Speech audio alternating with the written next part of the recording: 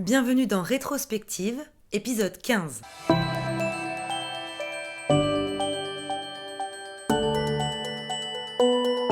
Donc, vous me dites qu'il n'y a pas de boulot pour les gens de plus de 50 ans. On ne me prendra pas à cause de mon âge. Je dis, mais c'est parfaitement stupide, quoi. Un peu après Noël, pendant le deuxième confinement, je suis allée régulièrement voir ma kiné pour mes problèmes de dos. Un soir, je suis arrivée un peu en avance et donc j'attendais patiemment dans la salle d'attente. Et c'est là que Jean-Michel a soudain franchi la porte du cabinet. Il portait autour de son cou une pancarte sur laquelle il était écrit « On peut aller chez papy et mamie à Noël, mais on ne mange pas avec eux. On coupe la bûche en deux, papy et mamie mangent dans la cuisine et nous dans la salle à manger. » À peine entré dans le cabinet, il manifestait déjà son indignation auprès du personnel et des patients dans la salle d'attente. Moi, je l'écoutais attentivement, en me disant que cet homme avait vraiment envie de se faire entendre sur le sujet et qu'il fallait absolument que je lui laisse la parole dans mon podcast. Ma kiné arrive et je la suis dans le couloir jusqu'à la salle d'examen. Juste avant d'y entrer, j'entends Jean-Michel au loin qui crie « La gérontophobie, c'est le cancer de notre société et personne n'en parle. Les vieux sont considérés comme des chiens malades, c'est une honte. » Bon, vous vous doutez bien qu'après ça, j'ai immédiatement proposé à Jean-Michel de témoigner. Et évidemment, il a dit oui. Avant de partir, il me laisse sa carte, sur laquelle il y avait sa photo et une petite description en dessous qui disait « Artisan du verbe ». Je recontacte donc Jean-Michel et une semaine plus tard, on se retrouve chez lui dans son appartement du faubourg Saint-Antoine. Je vous laisse maintenant avec son témoignage. Comme d'habitude, on se retrouve après. Bonne écoute à tous. Bien, je m'appelle Jean-Michel, j'ai 74 printemps. Comme on dit en anglais, I'm 74 years young. C'est quand ça va bien, je dis que je suis jeune, et puis quand I'm not 74 years old. Donc, j'arrive au soir de ma vie, comme on dit, et je trouve que j'ai eu une vie quand même assez agréable, assez étonnante d'une certaine façon, parce que je ne m'imaginais pas que j'allais vivre tant de choses que ça. Sur le plan professionnel, je suis un artisan du verbe, c'est-à-dire que j'ai travaillé dans la communication, dans la presse, comme journaliste, comme chargé de communication institutionnelle. J'ai également travaillé dans les grands événements, au niveau du protocole, ce qui m'a permis de côtoyer des grands de ce monde, entre guillemets, parce qu'on s'aperçoit qu'il y en a beaucoup qui sont des petits, quoi. Et puis je suis marié, j'ai une fille qui a un peu plus de 40 ans, qui est à Bordeaux, qui travaille à l'Office du tourisme. Et puis je vis ma retraite tranquillement, un peu moins depuis que le Covid est là, parce que c'est quand même on peut pas faire abstraction, quoi. Le deuxième confinement, là, en ce moment, est un petit peu plus compliqué que le premier, qui était une expérience, on se disait après tout, ça vaut le coup de vivre ça. Là maintenant, c'est un petit peu lassant, c'est un petit peu ça déteint sur l'atmosphère générale des gens, et j'essaie de conserver un bon état d'esprit grâce au yoga, grâce à l'écriture, grâce à la photo, grâce au métal aussi, parce que j'écoute pas mal de hard, de choses. Et puis voilà, les jours passent, et puis je vis ma vie, je profite de ma petite fille de temps en temps, j'essaie de lui apprendre 2-3 choses, je me promène, et puis je raconte ma vie, puis j'ai aussi un petit problème avec la gérontophobie, voilà. L'enfance a été assez facile. Enfin, pour moi, j'ai pas de soucis. J'ai quelques souvenirs vagues d'une maison au fond d'un jardin, et puis après d'une maison un peu plus grande, dans un pâté de maison, sur la rive gauche, ce qu'on appelait les vilains quartiers à l'époque à Rouen, parce que je suis rouennais. Et puis la classe s'est passée tranquillement. Le lycée, j'ai eu mon bac, il fallait 200 points, j'en ai eu 203. Puis j'ai continué mes études après sur Paris, j'ai fait du chinois, j'ai fait l'école de journalisme à l'CFJ, qui était rue du Louvre à l'époque, qui est juste là en dessous maintenant sur le faubourg Saint-Antoine. J'ai conservé quelques contacts d'ailleurs avec quelques anciens. On a fêté les 40 ans de notre promotion il y a une dizaine d'années, puis depuis on reste un petit peu en contact, mais enfin ça s'éparpille un peu, on est moins nombreux. Et puis j'ai travaillé aussi dans l'événementiel. Quand j'ai commencé à avoir de la bouteille, parce qu'il y a des gens qui m'ont choisi parce que justement j'avais un peu de bouteille, j'étais capable de dire non quand on me posait des problèmes, quand on essayait de me faire sortir d'un règlement qui est finalement assez simple à appliquer. Le protocole, vous avez un cadre de direction, vous avez des normes, vous avez un certain nombre de choses à gérer. Si vous le faites bien, il n'y a pas de souci. Alors tout le monde va vous réclamer des mille et des cents, vous restez fidèle à vos principes qui vous servent de guide. Hein. Donc je travaillais sur la Coupe du Monde de football à Marseille en 98. Je travaillais sur le championnat du monde d'athlétisme au Stade de France, Paris 2003 Saint-Denis. Je travaillais aussi un peu sur la caravane du Tour de France, Coupe du monde de rugby. Puis je travaillais après, j'ai fait du volontariat parce que quand je voulais rendre un peu à l'événementiel ce qu'il m'avait apporté, notamment en 2016 où j'ai participé à l'Euro 2016 comme volontaire média au Parc des Princes. Voilà. J'ai pris ma retraite en 2009, officiellement. Parce que à l'époque, je cherchais du travail, parce que j'ai été viré de l'ambassade d'Australie pour mes 50 ans, un peu après mes 50 ans. C'est ce que je devenais trop vieux, trop cher, pas assez malléable, enfin, etc., etc., etc. Vous connaissez le principe. J'ai cherché plusieurs choses, et notamment, j'avais posé une candidature au sein du comité français d'organisation de la Coupe du Monde, 98.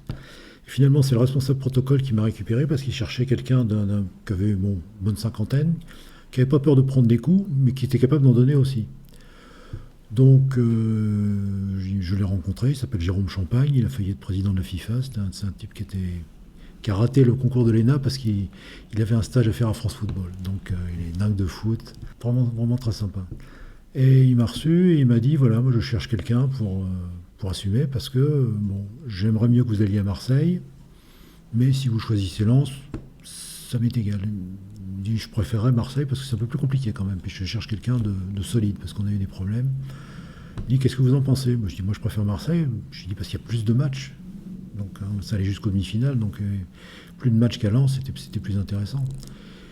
Et puis je me suis retrouvé donc à Marseille où là, c'était un petit peu compliqué pour un Parisien, quoi, hein. Quand on arrive, c'est un peu difficile de s'y faire. Ils avaient des combines, ils avaient l'habitude de s'organiser sans moi.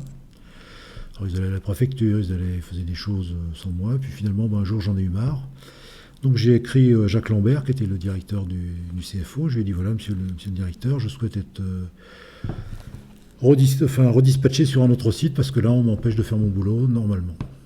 Alors j'ai été convoqué à Paris, je suis passé devant le conseil de... Et Jérôme Champagne m'a dit, tu peux repartir, t'inquiète pas, tu vas voir, il va être bien accueilli, tu vas être bien accueilli. Et je suis arrivé là-bas, on m'a dit, Twice a Wolf. C'est la version anglaise de mon nom, 2 fois loup, donc Twice a Wolf. Twice a Wolf, fallait nous dire que ça n'allait pas. On va aller manger une bouillabaisse à Cassis, tu vas voir, ça va s'arranger. Bon. Et finalement, on leur avait dit simplement que le site allait être mis sous tutelle de Paris si ils continuaient à me chercher des poux dans la tonsure. Au fur et à mesure, moi j'étais pas là pour faire de l'ombre à qui que ce soit. Hein. Moi je faisais un boulot qui me plaisait, qui était intéressant, je remplissais mon frigidaire. C'était une expérience unique, quoi, hein, la Coupe du Monde de foot.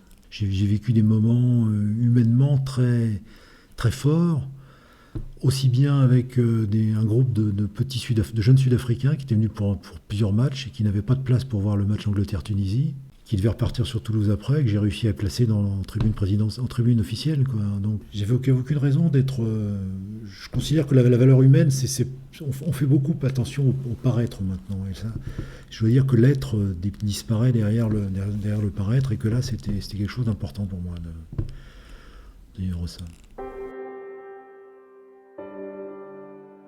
Je ne me suis pas senti vieux, mais je me suis senti un peu mis à l'écart à cause de mon âge. Parce que je suis allé, quand j'allais à la NPE et à la CEDIC, puisqu'à l'époque, Pôle emploi était en deux morceaux. Il y avait un morceau qui s'occupait des jobs et l'autre qui s'occupait des indemnités. À la CEDIC, on m'a dit, mais vous avez vu votre âge? Qu'est-ce qu'il a mon âge? J'ai 50 balais, quoi, c'est tout. Vous vous rendez compte, moi j'ai 40 ans, voilà, je suis le plus âgé là-dedans. Je me dis, attendez, on va pas inverser les rôles, parce que c'est moi qui suis demandeur là pour le moment. Donc vous me dites qu'il n'y a pas de boulot pour les gens de plus de 50 ans, qu'on ne me prendra pas à cause de mon âge. Je dis, mais c'est parfaitement stupide, quoi. C'est parce que j'ai un certain acquis, des choses que j'ai accumulées dans ma vie qui me permettent maintenant de faire des choses plus rapidement que le ferait quelqu'un qui a 30 ans, qui sort d'une école, qui a plein de diplômes, qui sait rien faire, qui ne sait rien sur le plan pratique. J'ai jamais eu de problème, moi j'ai eu que des solutions. Au protocole, je n'ai eu que des solutions. Vous pouvez arriver 5 minutes avant le match en me disant « Est-ce que je peux avoir une tribune ?» Oui. Suivant la personne, suivant qui c'était, oui. J'ai eu des soucis, mais pas de gros problèmes. Parce que c'est une question de gestion simple et une question de... Bon, je faisais mon travail correctement, sans me prendre au sérieux, à faire les choses sérieusement sans se prendre au sérieux. Et puis profiter bien un peu du moment, mais rester concentré sur tout ce qui se passe, être attentif. Et je veux dire que j'ai pas eu de souci avec ça. Et ça on peut pas l'acquérir tant qu'on n'a pas fait du terrain. Quand je voyais à l'époque des petites annonces où il y avait marqué cherche jeune diplômé, expérience 15 ans de communication. Ben non, on peut pas être jeune diplômé et avoir 15 ans de communication. Si on est jeune diplômé, déjà on arrive à 25, 26, bon, on n'a pas 15 ans d'expérience à ce moment-là. L'expérience, on l'a après 50 ans. Et je trouve qu'en France, on a un jeunisme qui est dommage. Mon dernier CDI, c'était UPC France. UPC France, c'était câble opérateur, qui se trouvait à Champs-sur-Marne, qui se trouvait, parce que maintenant ça a dû disparaître, le patron, c'était Patrick Doreilly. Et je suis rentré là-bas tout à fait par hasard, en fait. J'étais en Australie à l'époque, je rentrais d'Australie et j'ai eu une note d'un cabinet de recrutement qui me disait « Allez vous présenter à UPC France, je pense que vous pourriez les intéresser quand même, parce qu'ils cherchent quelqu'un de jeune, mais quelqu'un d'âgé qui a... » Moi, je cherchais là-bas simplement à remplir mon frigidaire, hein. C'était pas pour piquer la place d'un autre, parce que vous aviez des jeunes directeurs qui étaient là, qui regardaient. Ah, mais lui, il a une BM, alors que moi, je n'ai qu'une Audi, je sais pas quoi. Mon bureau fait 12 mètres carrés, le sien fait 15 mètres carrés, c'est pas normal. Ils passaient leur temps à se jalouser, à se faire des ronds de jambes, hein, ils arrivaient. Moi, je faisais mon boulot, c'est tout. J'étais là quand il y avait des problèmes. Je servais en plus d'interprète au patron qui était un Américain, ce qui était fort sympa. On parlait de choses et d'autres d'ailleurs avec Jeff. Hein. Jeff Ross, c'était quelqu'un il avait 35 ans. On parlait photos, parce qu'il faisait pas mal de photos, j'en faisais aussi, je lui donnais des tuyaux pour qu'il trouve des endroits où aller. Et on discutait de choses comme ça. Il venait, bon, puis alors après, il y avait évidemment les directeurs, me disaient « Qu'est-ce qu'il t'a dit ? Il m'a dit « T'étais un gros con, quoi. » Voilà, c'est tout.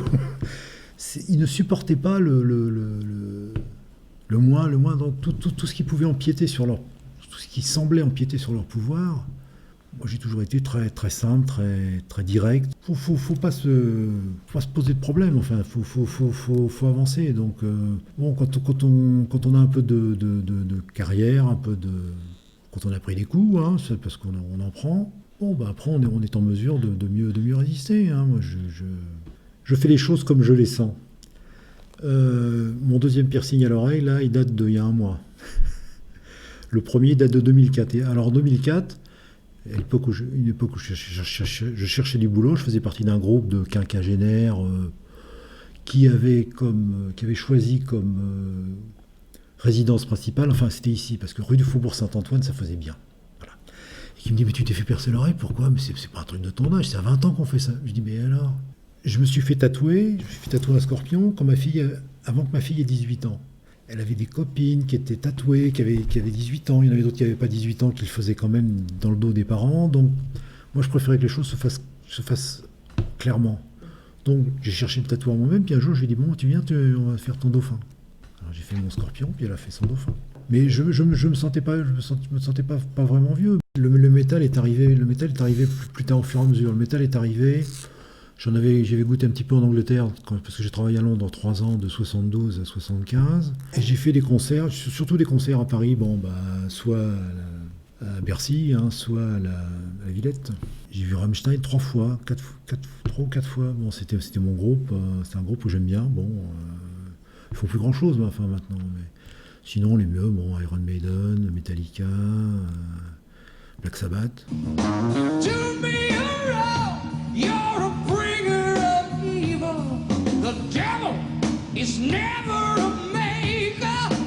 Les événements du Bataclan et les événements, moi j'ai vécu les événements, j'étais ici ce soir-là, et il y avait le vendredi 13 novembre 2015,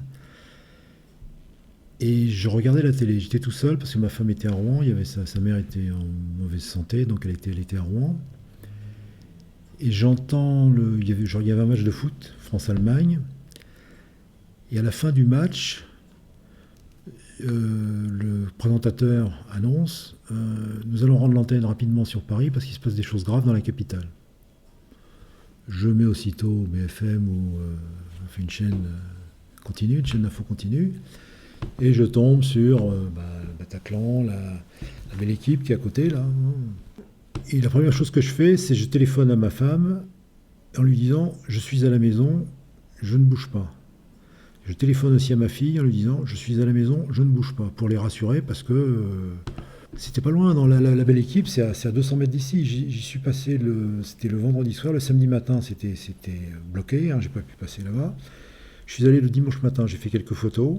Et la chose qui m'avait frappé, en dehors du fait qu'il y ait des impacts de balles un peu ici ou là, c'est que du côté de la belle équipe, il y a deux vitres latérales. Une vitre de chaque côté, des grandes vitres. Les vitres étaient intactes. C'est-à-dire que le ou les tireurs avaient tiré sur des personnes. Ils avaient tiré comme au stand sur des personnes. Ils n'avaient pas tiré, ils n'avaient pas arrosé tous azimuts en disant il y en a bien une qui avait. Ils tiraient comme les gars étaient tirés comme des lapins.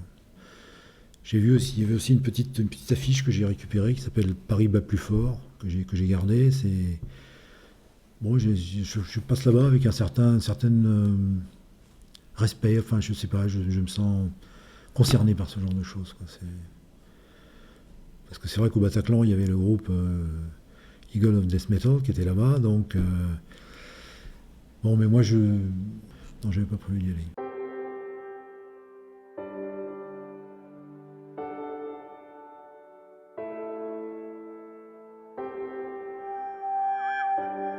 C'est-à-dire que je me rendais compte que j'allais vieillir, mais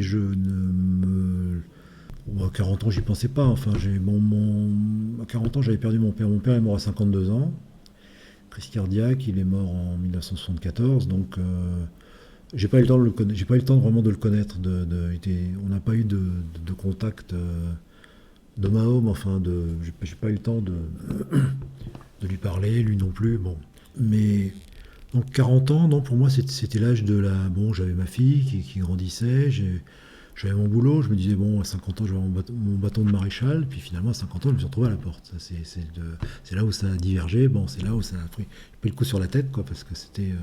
Je m'y attendais pas, enfin vraiment, bon, ça fait un coup quand même, quoi. Ça fait. C'est une expérience, c'est un peu comme un accident de voiture ou un accident de parcours, quoi. C'est un accident de la vie, enfin, d'une certaine façon. Et moi, je me suis pas accroché. J'ai une de mes collègues qui s'est accrochée, c'est-à-dire Prud'homme, machin, enfin, etc., etc. Donc je crois qu'il faut partir, faut savoir tourner la page et puis continuer à marcher vers l'avant, parce que quand on regarde en arrière, un jour, parce que ça figure un jour. Si on veut revenir sur ses pas, c'est pas possible.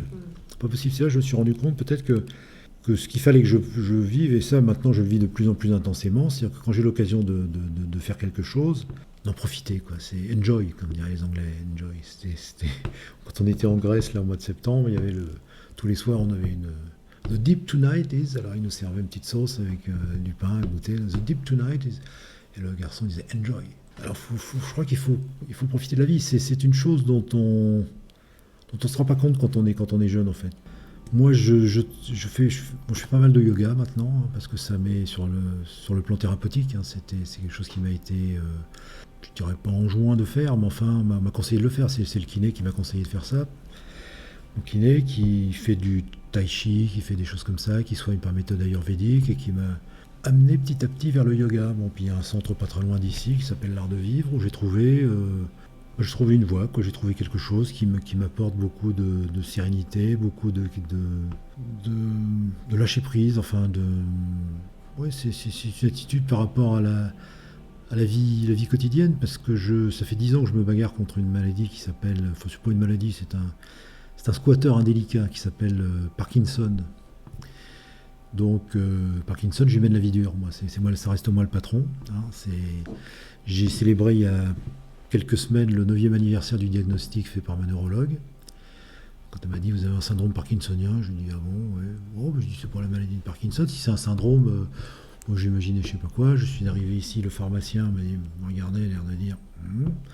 Et ma femme, qui est cadre de santé, elle savait très bien ce que j'avais, quoi. Donc, alors, je veux dire que ça se passe bon depuis, ça se passe bien. Moi, le yoga, elle n'y croit pas du tout. Elle n'est pas du tout. Elle est plus dans le.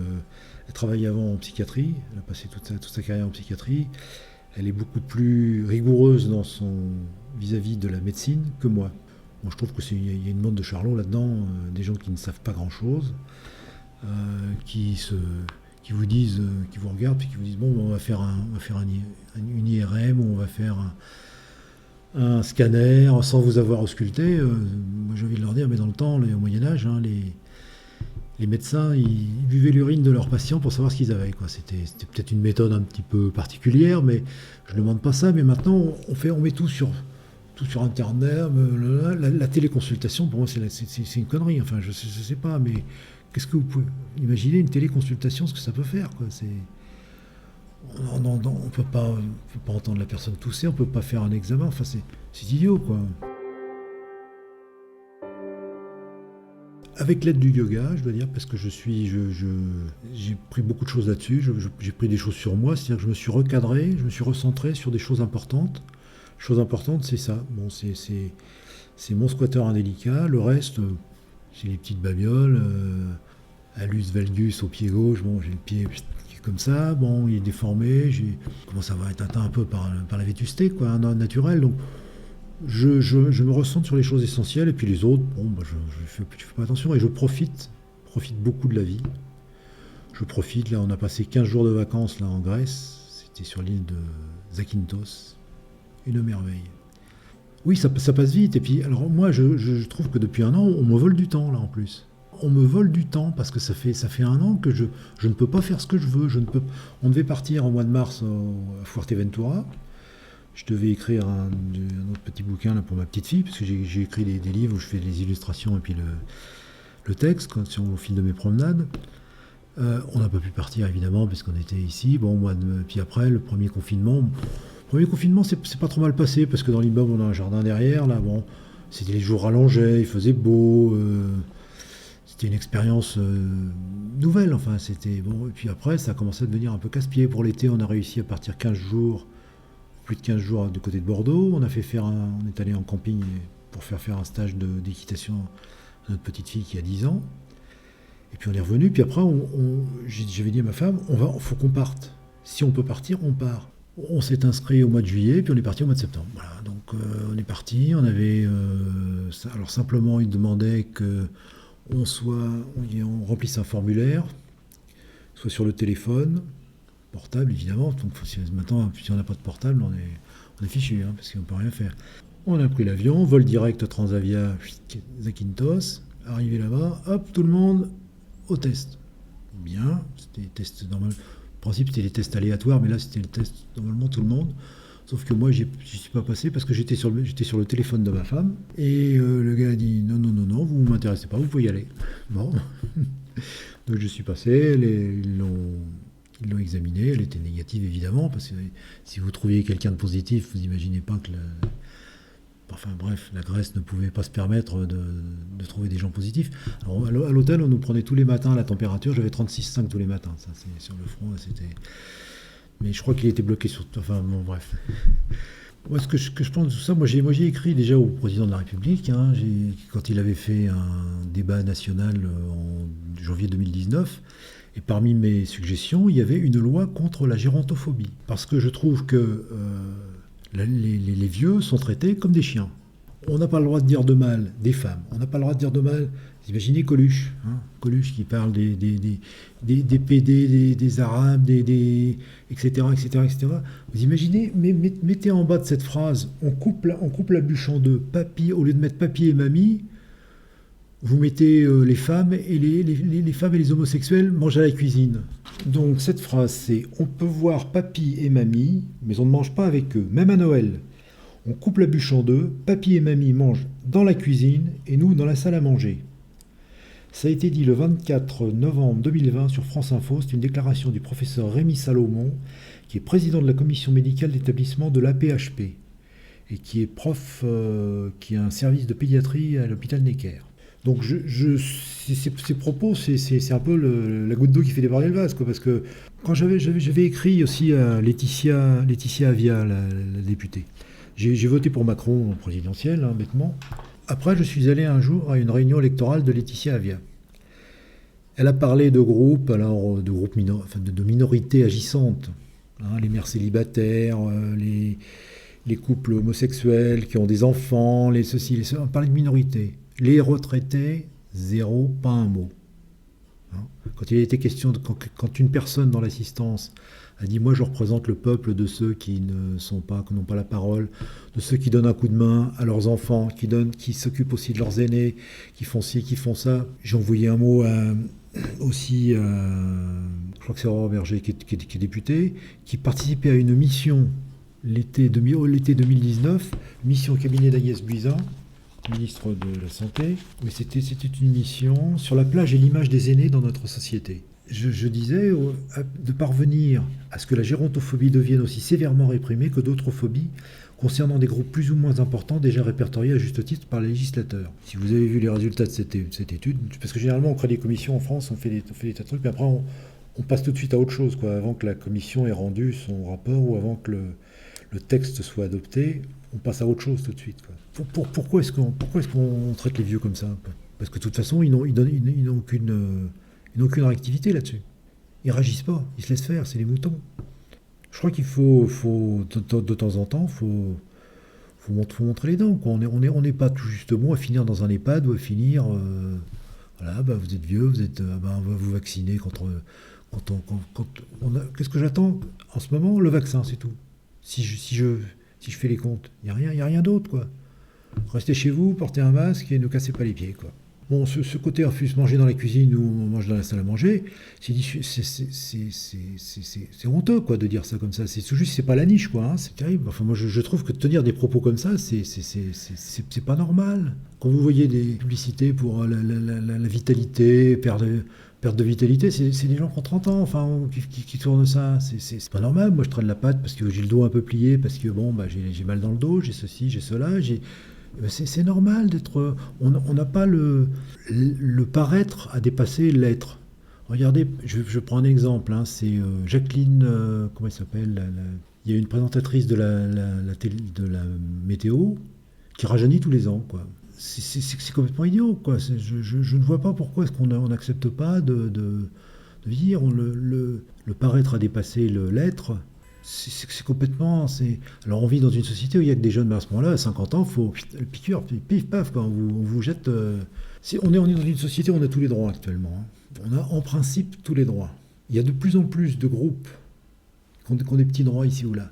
Quand vous dites attention, celui-là, il est un peu ceci sur les bas. Bon, bientôt, on a le droit de se moquer des gens chauves qui portent des lunettes et judéo-chrétiens. Voilà, hein, à peu près. Puis s'il est vieux, c'est encore mieux, parce que là, il se défendra même pas. Il y a des tas de règles pour protéger des groupes tout à fait. Je veux bien qu'on les protège, c'est tout à fait légitime, mais on protège tout le monde. Liberté, égalité, fraternité, c'est zéro, là. On a transformé ça. C'est plus du tout. Moi, je l'ai changé. J'écris maintenant. C'est spoliation, parce que les libertés, hein, vous êtes spoliés, on vous spolie de vos droits les plus élémentaires. Les libertés d'aller où vous voulez, quand vous voulez, enfin, etc. Égalité, bah, c'est pas du tout ça. C'est classification. Hein. Vous êtes classé dans telle catégorie. Vous avez droit à une aide, vous n'avez pas droit à une aide, vous êtes ci, vous êtes ça. Qu'est-ce que ça veut dire, ça? Ça veut dire que la race humaine est en train de plonger, là. C'est la fin du monde, ou pas? Il y a des jours, moi, je me demande si on vit dans un monde intelligent ou pas. J'espérais que la première crise de Covid allait déboucher sur une prise de conscience, puis qu'on allait faire des choses un peu différentes. Bah, vous apercevez que finalement, les banquiers sont toujours aussi réticents à prêter de l'argent. Hein.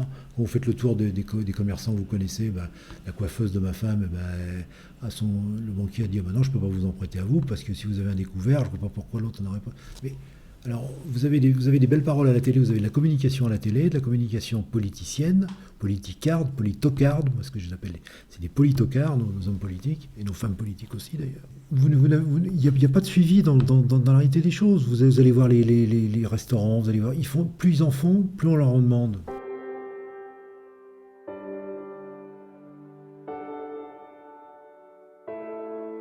J'avais l'impression d'être plus concerné quand même par ce qui se passait, que les jeunes maintenant me paraissent très plus loin de la réalité que je pouvais l'être. C'est-à-dire que maintenant, on a les choses tellement facilement.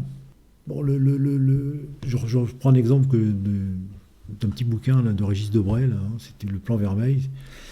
Le jeune Inuit, il a une Game Boy, hein, il chasse le morse, il chasse l'ours blanc, il le tue, il tue des tas de... Le jour où son papy lui dit, bon bah tu viens, on va chasser un ours blanc, il le chasse au harpon, enfin un truc comme ça, c'est pas tout à fait la même chose. Puis si papy il se prend un coup de patte ou un truc comme ça, papy il est mort, puis on peut pas le faire revivre sur le... Et bah, c'est un peu gênant tout ça, quoi. Moi je dois dire que j'ai eu une chance, c'est de voyager quand j'étais jeune. Et quand j'ai su que je faisais mon service militaire en Nouvelle-Zélande, j'étais ravi. Je ne pouvais pas aller plus loin. C'est une chance, quoi. Faut ouvrir les yeux, faut regarder les autres. Je continue quand on est en vacances comme ça, moi je me promène à pied. Pourquoi à pied? Parce que c'est là où on rencontre le plus de gens. Je rencontre des gens dans les champs, je rencontre des gens en montagne, je rencontre... L'homme pressé est un homme mort. Hein. On m'a dit un jour ça. On a tous 24 heures par jour, on peut tous les utiliser pour faire ce qu'on veut. Quand j'ai des copains qui me disent « moi je peux pas faire de yoga parce que j'ai pas le temps », je dis « t'as 24 heures par jour, tu fais autre chose. Qu'est-ce que tu fais de ton temps ?» Le soleil il se lève tous les jours de ce côté-là, il se couche tous les jours de ce côté-là. Un homme pressé est un homme mort. Ça sert à rien. Ça sert à rien de vouloir... on se crée des besoins après qui sont totalement superflus. Ils choisissent la façon dont ils vivent. Moi, je prends l'exemple de ma fille et de mon gendre. Ils avaient décidé de redescendre sur Bordeaux, puisque lui est originaire de là-bas, pour élever des enfants avec une petite maison. Bon, ils ont acheté une petite maison à côté de Bordeaux, à Ézine exactement. Ils ont leur fille, ils ont leur petit jardin, ils ont une maison qui est sympa, qui est bien. Mais ma fille a aliéné sa carrière professionnelle pour ça. Je dois dire que mon gendre, lui, il change de boulot tous les 5 ans. Quoi. Il change de boîte parce que du bon, on casse les pieds. Moi, quand j'avais un boulot, comme son père d'ailleurs, on travaillait de façon tout à fait différente l'un et l'autre, mais c'était pour une carrière. On faisait une carrière dans une même entreprise, en montant les échelons petit à petit. Bon, maintenant, on a l'impression que bon, bah voilà, j'ai envie d'aller là-bas, je vais là-bas, quoi, c'est tout. Et puis, puis je peux pas me... on est moins lié par des conventions aussi, des convenances. On a envie d'aller, on veut tout de suite, quoi. On veut les choses, hop là. Quand vous voyez une information à la télé maintenant, l'important c'est que vous prenez une chaîne d'information continue. Ils envoient des gens pour faire un reportage sur, il y a, je sais pas moi, les élections aux États-Unis. Le gars il arrive là-bas, il dit je suis devant le bureau de vote machin. Il ne sait pas du tout ce qui s'est passé, il ne connaît pas du tout le pays, il ne sait pas du tout. Faut du résultat, on fait tout pour les paillettes. Hein. La valeur des gens n'intervient plus, comme disait Jean d'Ormesson. Dans le temps, on écrivait un livre, puis si on avait un petit peu de talent, bon, on avait un peu de notoriété. Maintenant, on a un peu de notoriété parce qu'on est à la télé, parce qu'on est... bon, voilà, je ne vais pas citer de nom, mais vous prenez Cyril Hanouna et toute sa bande, là, c'est infernal, quoi. Bon, enfin bref, eux, ils écrivent des livres, ils écrivent plusieurs livres. Ben voilà, c'est ça, c'est un peu... mais de toute façon, il n'y a pas de modèle, parce que le politique est à la même image. Tapi, à côté, c'était un enfant de cœur. Berlusconi, c'était un enfant de cœur. Quand vous voyez les gens qu'il y a maintenant... Trump aux États-Unis, enfin c'est Boris Johnson avec sa coiffure aérodynamique, c'est des gens qui n'ont aucun respect pour ce qu'ils disent, pour que même côté Macron qui commence à dire le prochain porte-avions sera un porte-avions nucléaire. Voilà, c'est tout. Bon, et puis je suis, il y a pas de modèle quoi. Hein. Il y en a peut-être un, si celui-là. Là, bon, je suis en train de lire les mémoires de Barack Obama et c'est assez intéressant. Lui c'est quelqu'un qui est pas simplement qui n'était pas là simplement pour se faire plaisir quoi. On fait une pause pendant que la femme de Jean-Michel rentre du marché et organise ses affaires. On s'assoit, on boit un café, puis on reprend. Et je pose la question à Jean-Michel. Pour toi, qu'est-ce que c'est exactement la vieillesse ? Qu'est-ce que c'est ? C'est une période agréable de sa vie, enfin finalement, hein, quand on la prend du bon côté, quoi. Faut la prendre avec philosophie, enfin avec détachement. C'est une période où on est à un âge où on commence à se voûter, on commence à se pencher en avant, mais on a plus de recul par rapport aux événements. Et je crois qu'il faut pas en avoir peur. Enfin, c'est un moment privilégié aussi, parce que c'est vrai qu'en ce moment on vit dans une période où on est sticoté là, par un virus qui nous casse un peu les pieds, quoi, qui est un peu gênant, mais pour le reste c'est une période, c'est une belle période aussi de la vie, à condition de l'accepter comme une nouvelle, comme un nouveau chapitre, quoi. C'est pas quand on est jeune, quand on est moins jeune, et puis quand on est vieux, mais c'est pas une maladie, c'est pas une tare, hein. Faut l'accepter et puis profiter pleinement, quoi. Profiter pleinement, puis savoir aussi, enfin savoir à chaque âge, il y a des choses différentes qu'on vient de faire. La formation de l'être, hein, c'est quand on est plus jeune, et puis après, ça passe vite après quand même. La carrière professionnelle, profiter de la vie, s'ouvrir sur les autres, être altruiste, bienveillance, des choses comme ça, c'est primordial. Hein, c'est primordial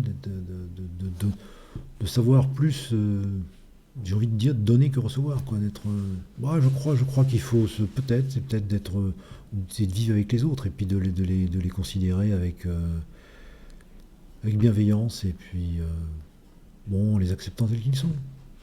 Chacun a son propre caractère, on est tous différents les uns des autres, mais quand on se rencontre, il suffit faut tendre la main aussi, hein. Pas oublier qu'il y en a d'autres. Il y en a d'autres sur Terre qui vivent d'une façon un petit peu plus compliquée que la nôtre, un peu moins privilégiée probablement. Pas les oublier, pas les. Puis quand il y a des fanfreluches, quand il y a des choses un peu plus superficielles, pour ne pas dire moi quand je médite, je suis dans un lieu idyllique, je pense à une chose. Si je dois penser quelque chose, je m'attarde là. Penser à quelque chose d'agréable et quelque chose de sympathique.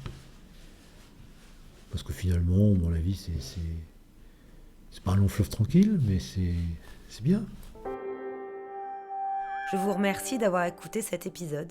Merci beaucoup, Jean-Michel, de nous avoir raconté ton histoire. Vous pourrez retrouver toutes les informations concernant l'épisode de Jean-Michel sur la page Instagram du podcast. Et si vous passez sur Apple Podcast, n'hésitez pas à mettre 5 étoiles et un commentaire. Ça m'aide beaucoup à faire connaître le podcast et ça me motive au quotidien. Je vous embrasse tous, très bonne année 2021 et on se retrouve très bientôt dans un nouvel épisode de Rétrospective.